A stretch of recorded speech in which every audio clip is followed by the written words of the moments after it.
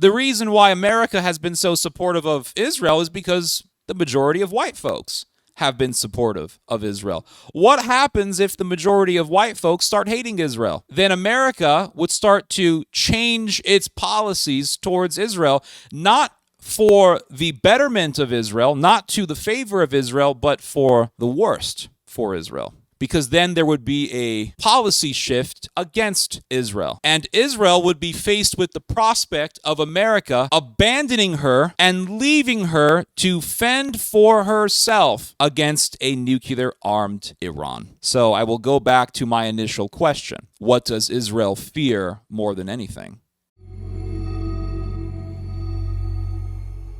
Hello, everyone. I want to talk to you guys about something that has been on my mind lately. And it may sound extreme to some, but here I go. I'm going to do this video. So, this video will begin with a question. What does Israel fear more than anything on this earth? A lot of people would say, well, it's a nuclear-armed Iran. And I would say that that's a fair answer, but it's not a sufficient answer. You see, people talk about a nuclear-armed Iran, but people don't really want to talk about why Israel feels so confident.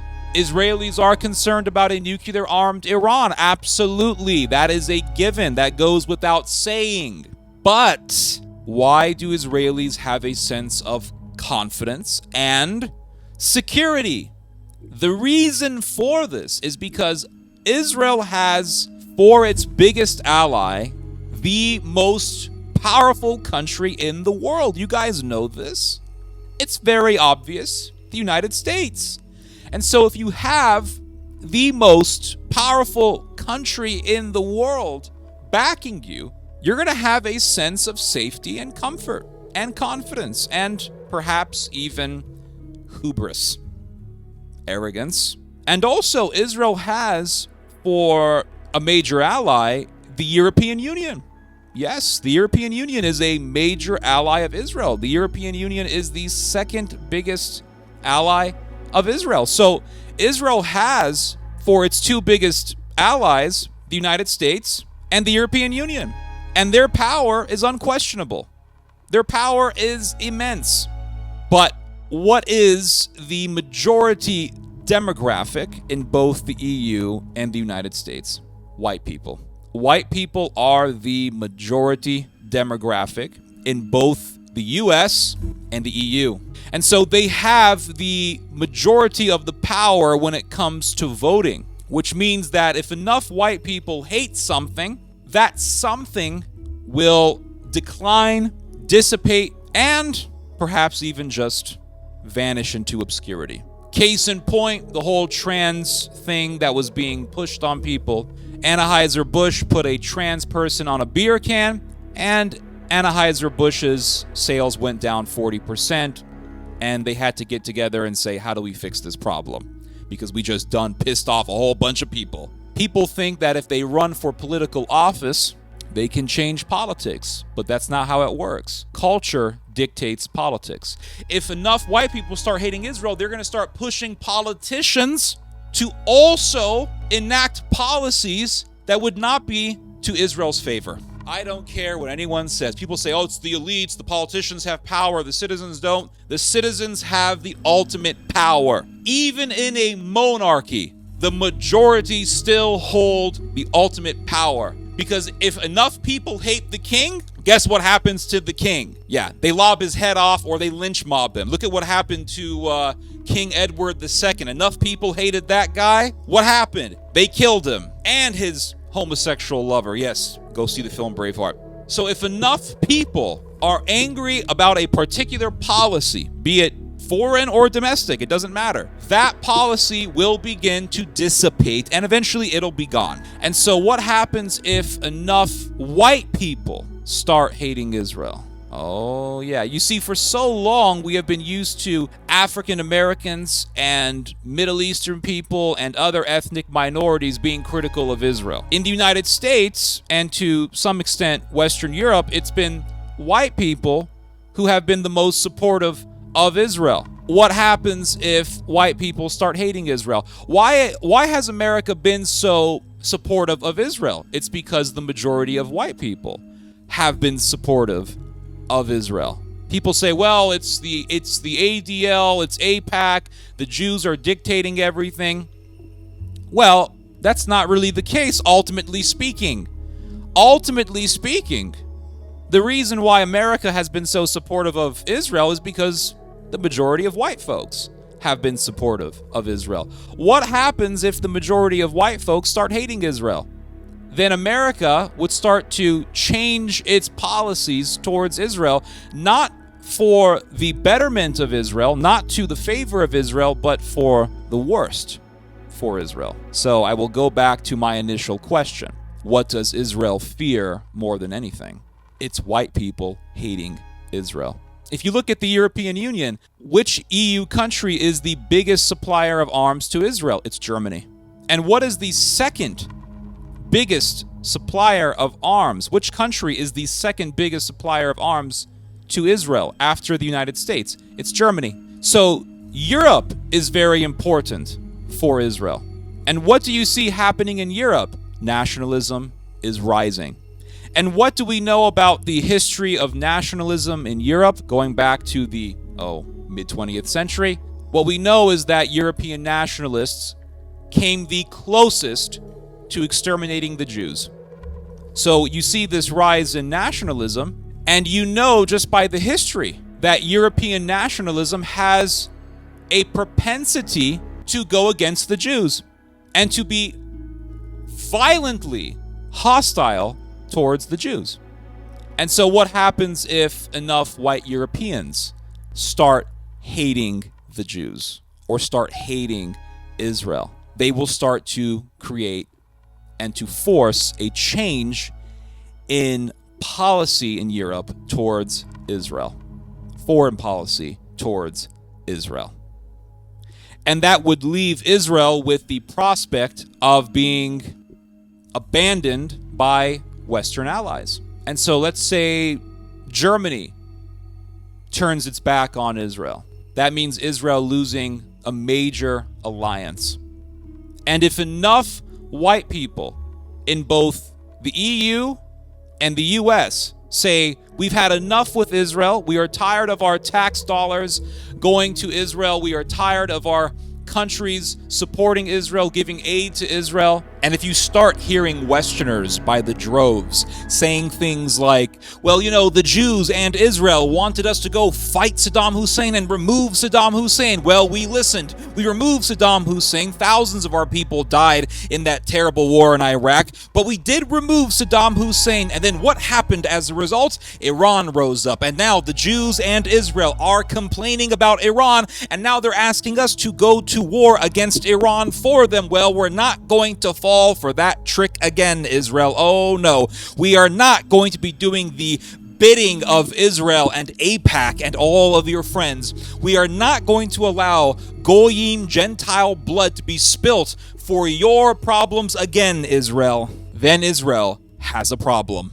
So if enough white Americans started talking in the way that I just did, that would not spell well for Israel, because that would mean a policy shift against Israel. And that would mean the Western world turning its back on Israel, not caring about Israel, being indifferent and apathetic towards Israel, and Israel being left alone to fend for herself against her enemies. And let's remember here, which group of people came the closest to exterminating the Jews? European nationalists. European nationalists who hated Jews came the closest to exterminating the Jews. And so you see this rise in nationalism, which leads me to believe that Israel has a very strong interest in containing European nationalism to just hating migrants and Muslims and people from the third world. Because as long as European nationalists are just hating migrants and people from the third world, and they're not hating on Israel or Jews, well, Israel doesn't really feel threatened by such a movement. And you look at the European nationalist movements, and you see figures like who? Geert Wilders, very pro-Israel. Tommy Robinson, very pro-Israel. The AfD has a Jewish branch within its party. And so, for the most part, these parties, at the surface level, are not expressing outright hostility towards Israel. But you do see an element that is hostile against Jews or critical of Israel. And you see that element growing. So, for example, in the AfD party, which is the biggest nationalist party in Germany, you have one of its leaders who is probably the most, I will say he is the most famous leader for the AfD, Björn Höcke.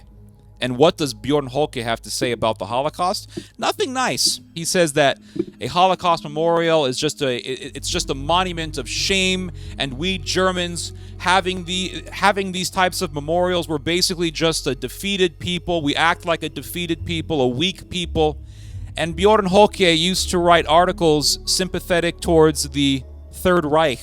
Yes. And his branch within the AfD party represents 40% of the party. That's huge. So yes, you do have pro-Israel voices in European nationalism, but you also have the Nazistic element rooted in mid-20th century European history rising up. And that element does have a strong presence, and it is growing.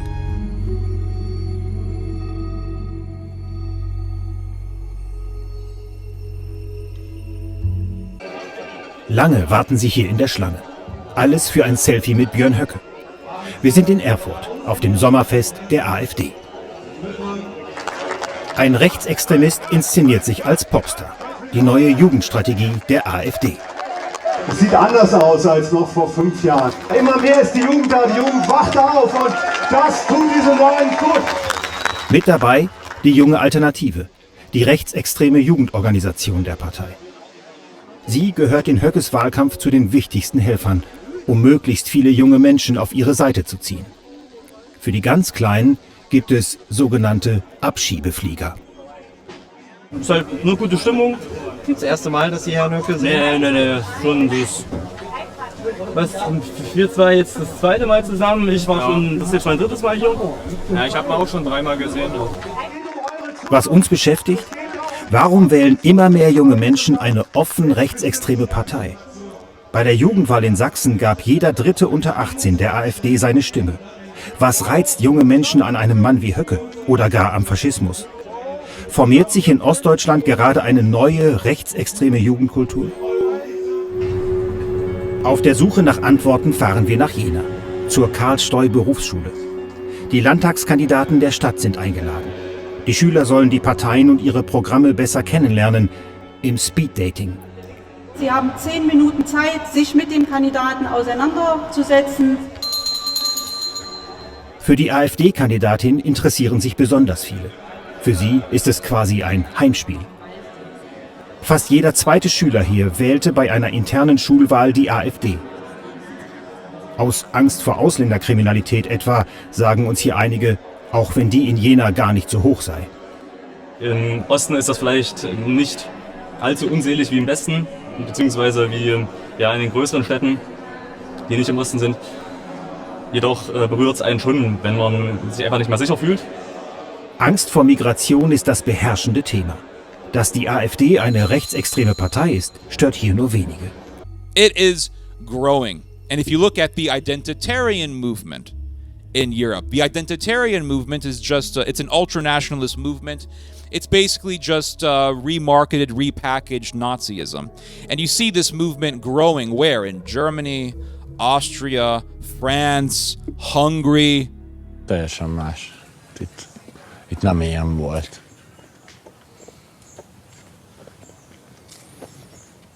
Nekünk itt volt egy házunk, amit a válság idején el kellett adnunk. Ugye jelzáloghitel volt rajta, és elvitte. Volna, ha nem adjuk el. Szóval az életük munkája veszett el. Szóval amikor hazamész és látod a szüleidet sírni, senkinek, az ellenségemnek nem kívánom. Csalódott vagy, szomorú? Gyűlölök.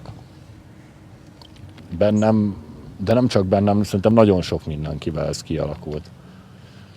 Amikor már így szemem elé tárult, hogy nyilván a világgazdasági válságról csak a zsidók tehetnek, akkor meg már ott is volt az, hogy én elindultam ezen az úton.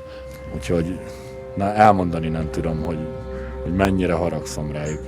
Itt mérhetetlen harag van bennem. And this movement has a leader by the name of Martin Zellner. He is one of the main figures of this movement. And I interviewed / confronted Martin Zellner back in 2017. You can still see the interview on YouTube.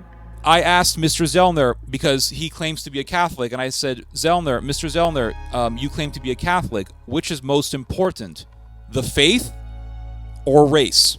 And he refused to answer the question. I'll read you this one last quote from a German thinker, Dietrich von Hildebrand, who was a Catholic scholar who combated Nazism. He says, whoever regards the unity, he says here, whoever regards the unity of the nation as the ultimate and most vital bond of community and does not maintain that the unity of the living member of the mystical body of Christ constitutes a more authentic, more profound, and more living unity has also committed the error of nationalism. So Martin, would you agree, which one is superior to the other? Is the church superior to the ethnic race, the ethnic people, or is the ethnicity superior to the church? I think your question is a very, very, very deep and complicated one. I think that only, biology is not enough to really create a strong identity, and I think that the soul of a people, also has to have a higher and transcendent ideal to really create kind of a people and the culture. So that's also my personal critique on nationalism as part of modernism. That in a way it replaces but you're not answering God, right? But so you think the race? The church, so you think that you think the body of Christ is above the race? Well, I think that let's say in a different way. I think that you need a transcendent ideal, to create and maintain a real ethnocultural identity. Let's put it like that. So you would agree with Evola when he said that race and heredity must not only be understood in terms of naturalistic determinism, but essentially like forces, like creative energies from within, and to a certain extent even from above. You would agree with Evola when he spoke of the race from above and how the race I would not necessarily agree with Evola's concept of identity, because I think Evola's concept of identity was also in a way metaphysical. So, but I think that ethnicity and culture and that biology and spiritual sacred ideal are in fact like complementary things. And you cannot. I think you cannot reduce what is national identity to just one side of the issue, and that's what I think about it. So, but you didn't answer the question. Which one is which one is over which one? Is the race over the church, or is the body of Christ over the race? I think you cannot between this hermeneutic circle of spirit and body and culture and culture and ethnicity, you cannot say that one of the other is superior. But St. Paul says there is no Jew. St. Paul tells us there is no Jew, there is no Greek, all are one in Christ Jesus. Yeah, but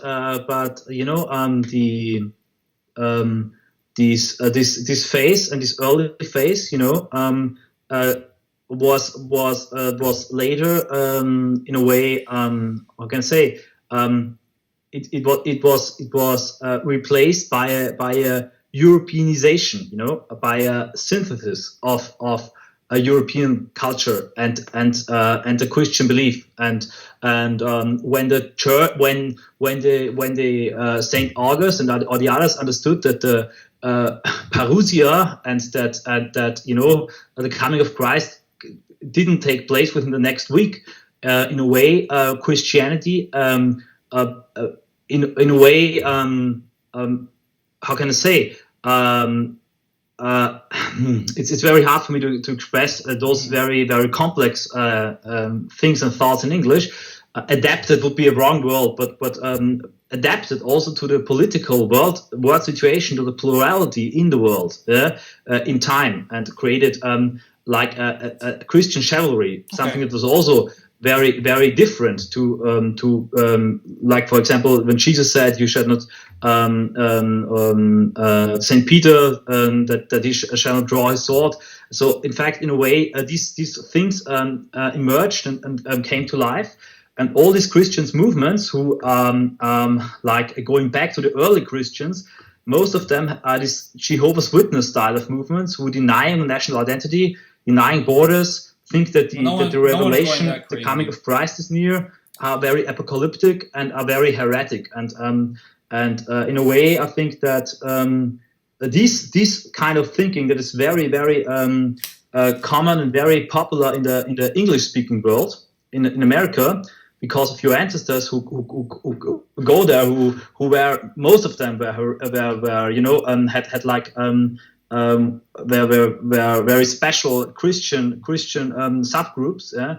I think that there's a tendency in the United States to somehow go into this understanding of Christianity, Catholicism. But that's not mine, and that's not the European one. You know? But yet Augustine's praised Constantine and said we do not no longer need or want pagan emperors. Did not want to go back to the roots. He wanted he wanted Christianity to transcend and surpass paganism. He didn't want to go back to the roots of the Roman Empire and the Roman race. So, Martin, we've talked about an hour. So I he didn't want to, but he created a new kind of empire, a new kind of empire, and a new kind of thinking that created the Roman Catholic Empire. Yes, not one based on that paganism. was also very was not denying its ethnocultural not one based on identity. paganism, and wasn't one that was centered on race. Martin, we gotta get going.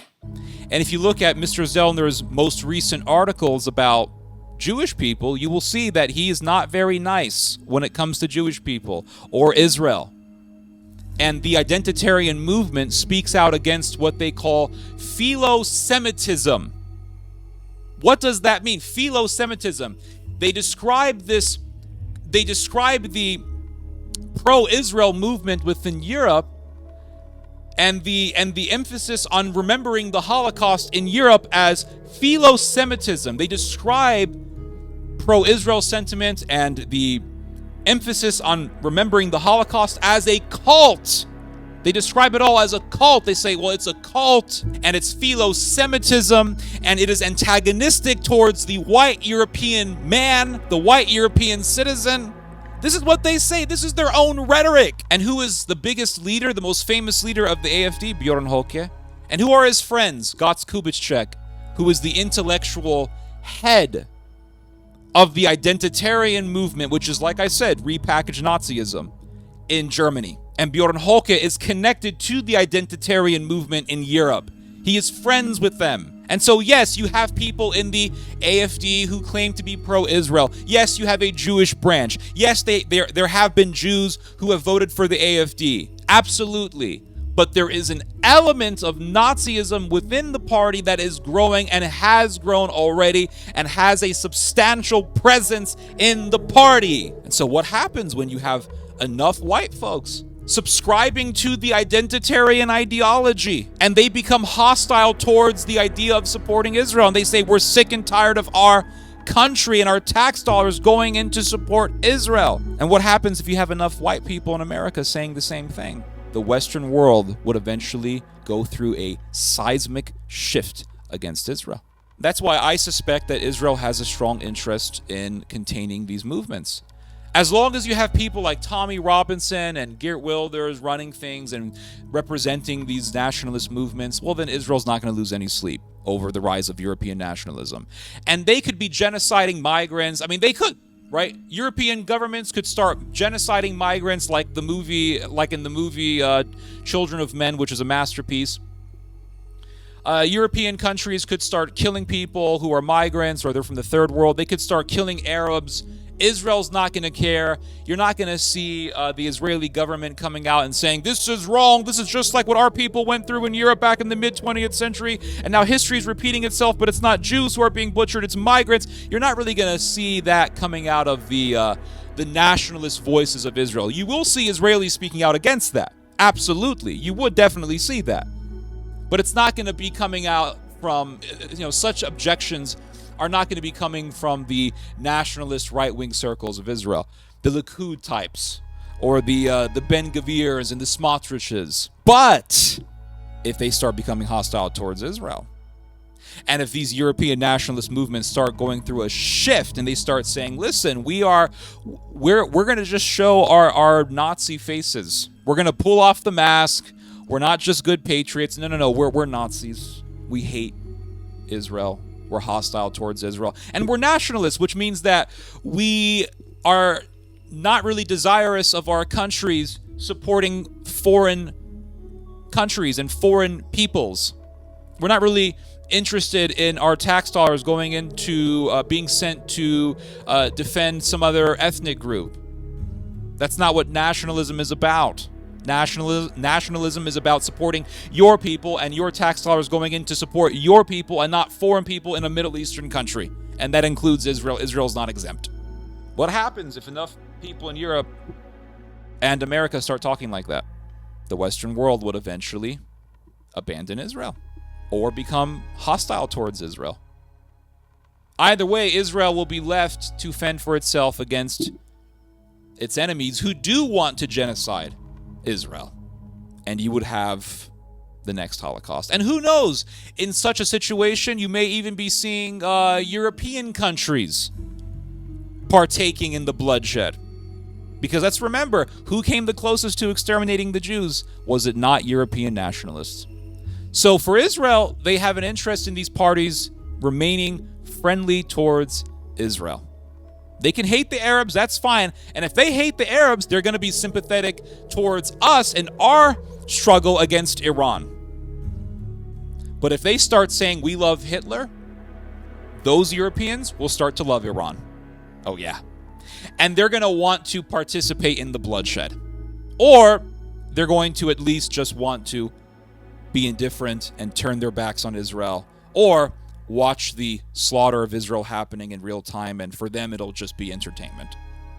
But you are seeing the shift happening. It used to be that people in the Western world who were critical of Israel, they tended to be members of ethnic minorities.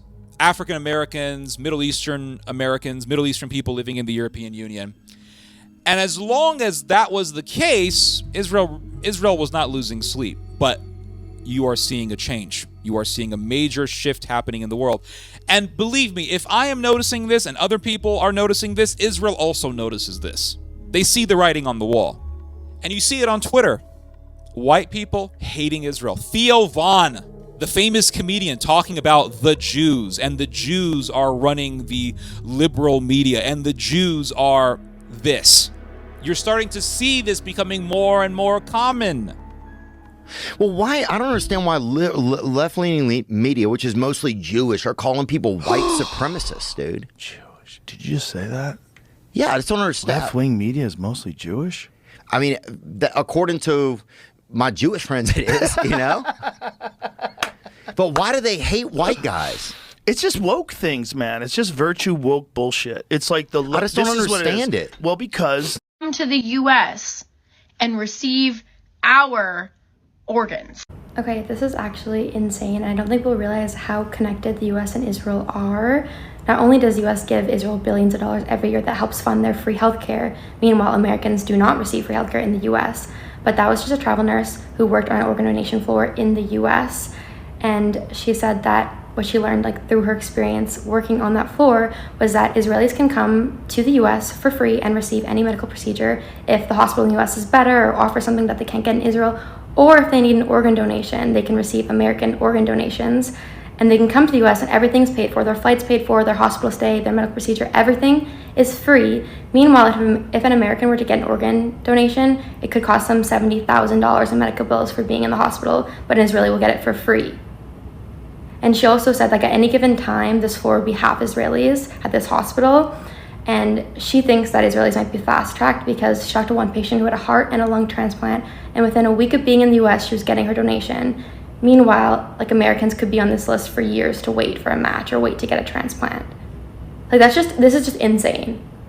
It's crazy to me that Americans are struggling to pay for healthcare, but Israelis can come and get medical procedures for free. Like, how does that make any sense? When Americans are paying their taxes and that money is going towards their healthcare system as well as Israel's healthcare system, how can Israelis get free healthcare in Israel and the US? Like, how does that make any sense?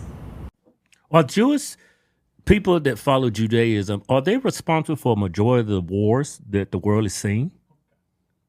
Are you asking that as a real question? Yeah. Or is this you just want me to answer it? Yeah. Yes. They're responsible for slave trade from Africa. Yeah. They actually are. I did not know that. These were the originators of the transatlantic slave trade. Slave trade, yeah. Yeah. They try to blame white people, but they was really responsible for it. Yeah. Jewish. And so and Jews will often pretend to be white. Yeah, because they're very pale. Yes. So they'll be like, oh no, my white brother. Well, not yet. No, Right. It doesn't work like that, bro. Because turns out you're not white. When someone tries to make speech illegal, you know what I'm gonna do? Is I'm gonna do that speech. Because you can go fuck yourselves, that's why. And I would use that speech to point out that Google was founded by 3 Jewish people. The New York Times was founded and owned by a Jewish family, the Sulzbergers. Instagram and Facebook are obviously both run by Jewish people. David Zaslav is the president and CEO of Warner Bros. Discovery, who is also CNN. He's Jewish. Bob Iger, CEO of Disney. He's Jewish. Just a quick reminder how much Disney owns. We're talking FX, Marvel, ABC, ESPN, National Geographic, Pixar. You know, they even own Star Wars. Brian Roberts, CEO of Comcast. Remember, Comcast owns NBC, MSNBC, all those. He literally goes to Israel every year to compete in the Jewish Olympics, the Maccabiah Games. Brian Levine is the CEO of Paramount Pictures and Nickelodeon. He's Jewish. The Newhouse family owns Advanced Publications. They're Jewish. In case you wanted to know who Advanced Publications runs, it's all these magazines. I mean, we can keep going, but honestly, the only 2 that really stand out are X, is owned by Elon Musk. We all know what they tried to do to him. And then we have TikTok. I already made a whole reel, or 10, about how TikTok is actually getting banned for other reasons than China. And how, what's his name? Steve Mnuchin, who is Jewish, is going to try to buy TikTok with all of his buddies. Like, never mind, I'll just let you go watch that one for yourself. I mean, we could keep going, but so far we've hit all of these companies. So, remind me again about the myth of Jews controlling the media, or does this bill outlaw reading too? Because I've just been reading a little bit. And what happens if that opinion becomes substantial or the majority within the Western world? That will spell disaster and devastation for Israel. Israel feels a sense of confidence because it sees that the Western world has its back. But you are seeing a change. You are seeing a change. And with the rise in populism, you have what? The hatred towards the establishment. I talked about this in my last video, and I want to talk a little bit more about this. Israel, at the global level, is a part of the establishment, in the sense that there is a global established order that demands that the world support Israel. That at least the Western world supports Israel, right? That's what it demands. It demands support for Israel. You go to America, you go to Germany. What is the consensus? What is the mainstream opinion? Support Israel. What happens, though, when the anti-establishment crowd takes over? Because what do you see? Man, we're going to get into some extreme stuff here. Well, it may be perceived as extreme. It doesn't really matter, but it's the truth. What do you see in the anti-establishment crowd? You see an opinion rising up that says our governments need to stop getting involved in foreign problems, foreign struggles, foreign conflicts, and that includes the conflict between Israel and her Arab and Iranian enemies. So what happens when the anti-establishment crowd takes over and becomes the establishment? The decades-long view that Israel must be supported is going to be thrown out of the window. That's what I'm seeing. That's the writing on the wall. And you see this, no matter where you go in the anti-establishment world, you will see criticism of Israel and a desire for a non-interventionist policy when it comes to Israel and really any other country. But they focus a lot on Israel because Israel is really, let's be real here, when it comes to foreign policy, Israel is the apple of the Western world's eye. It's the truth. I mean, you can hear about horrendous massacres happening in Sudan, and it's like, well, yeah, that's terrible and all that stuff. And you hear about how the UAE, a major American ally, is supporting the RSF forces in Sudan, and they are committing horrendous acts of murder against African people because those Africans aren't mixed with Arab like them. You have Afro-Arabs murdering Africans who have no Arab blood. Pure racism, genocidal, murderous, violent racism being done by Afro-Semites, Afro-Semitic supremacists. And these Afro-Semitic supremacists who are murdering blacks are being backed by the UAE. Yes, the UAE, a major American ally. And what is America doing about it? Nothing, nothing, nothing, nothing, nothing, nothing, nothing. Nothing. Why? Because, well, the UAE is right across from Iran, and the UAE just so happens to be right next to the most important transit point for the exportation of oil in the world. America doesn't do anything about it. America doesn't care. And they see Sudanese people killing each other. Okay, whatever. But an attack on Israel? Boom. Global coverage, global news, mainstream news is all over it. Because Israel is a part of the establishment. Supporting Israel is part of the establishment. Bottom freaking line. Bottom line. But what happens when the anti-establishment crowd, who is saying we're tired of supporting Israel, takes over? There will be a policy change. Policy change. And you're starting to see the populist movement rising up, getting stronger and stronger and stronger. And hatred towards the establishment is now the popular view. And for example, I saw this story on German media yesterday, and it was talking about the Vice Chancellor of Germany, Robert Habeck, being so mad that some elderly person called him an idiot that he had the police raid that person's house. Now you could say, well, the person who got raided was an insider and he wasn't a very good person, blah, blah, blah. But how do people perceive such a story? You call a politician an idiot and all of a sudden the cops are at your freaking door. How in the hell do people perceive such a story? They perceive it as what? The establishment is tyrannical, evil, despotic, oppressive, and it has to be toppled. That's how people are seeing it, and that's what people are saying. And then you see this story that happened in Germany, where there was going to be a pro-Palestine conference, and Yanis Varoufakis was going to be one of the speakers in the conference. And what did Germany do? During the event, they shut the electricity off. And they told the German police in the building, said, everyone must leave. And Yanis Varoufakis was going to come to Germany to be a key speaker for the event. And they told Yanis Varoufakis, go back to Greece, because he's Greek. Go back to Greece. We don't want you speaking sympathy for Palestine in Germany. We don't want you criticizing Israel in Germany. Why is that?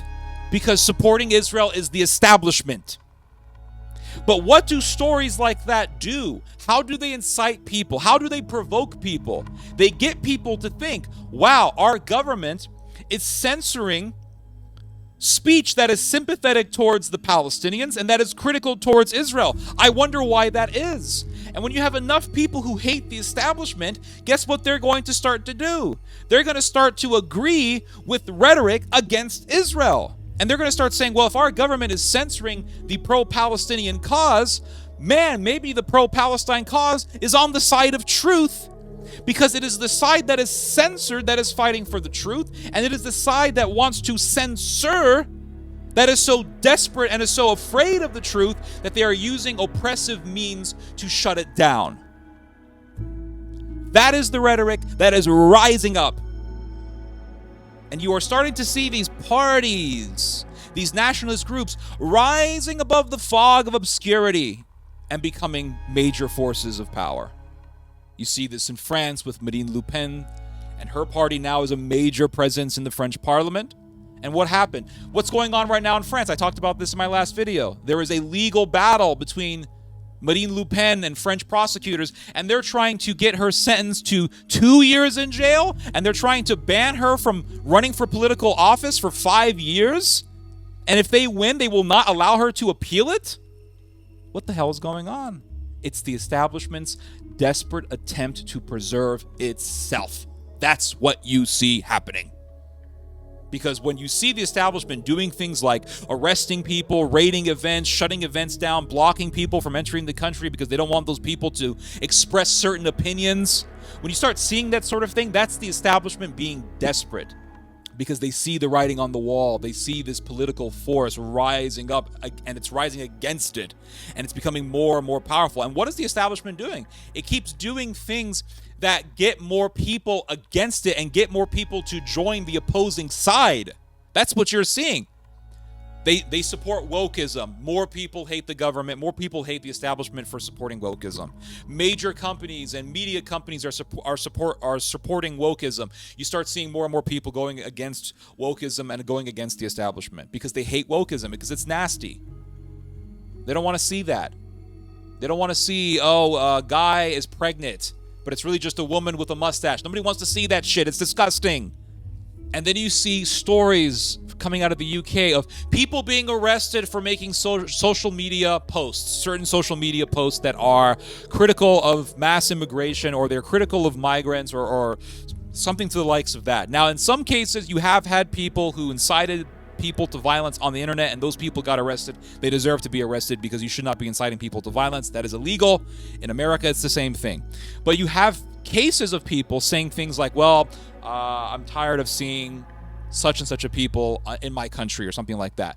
Boom, the police raid their house, they get arrested. I saw one video where a guy said that he's tired of seeing Palestinian flags. Boom, cops go to his house, arrest him. Things like that show what? How are they perceived? They are perceived as the establishment being tyrannical, oppressive, despotic.